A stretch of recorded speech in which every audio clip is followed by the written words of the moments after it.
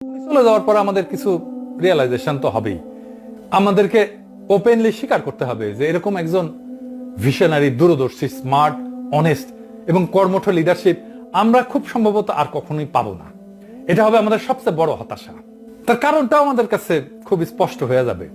তার ব্যক্তিগত কোনো স্বার্থ ছিল না, তো লোভ ছিল না, কারণ কারো কাছে কোনো কিছু বন্ধক দেওয়া ছিল না। ওনার ক্ষমতায় আসলে কাউকে জীবিকা নির্বাহের ব্যবস্থা করে দেওয়ার প্রেশার ছিল না। উনি সেলফ মেড ম্যান, ওনার এনাফ সেলফ রেসপেক্ট আছে, এবং সেই কারণেই তার পক্ষে যতটা বোল্ড হওয়া, আনকম্প্রোমাইজিং হওয়া সম্ভব হয়েছে, জনগণের ম্যান্ডেট নিয়ে আসা কোন লিডারের পক্ষে সেটা সম্ভব হবে না, কোনোদিন হবে না। যেহেতু আসলেই উনি ভদ্রলোক এবং শিষ্টাচারে বিশ্বাসী, সেহেতু তিনি খুবই সংযত আচরণ করছেন। পরিস্থিতির কারণে নিজের টিমও ঠিক করতে পারেন নাই এবং কাউকে বাদ দিতে পারেন নাই, এবং এর কারণে পদে পদে লোকজনের অদক্ষতা, নিমক হারামি,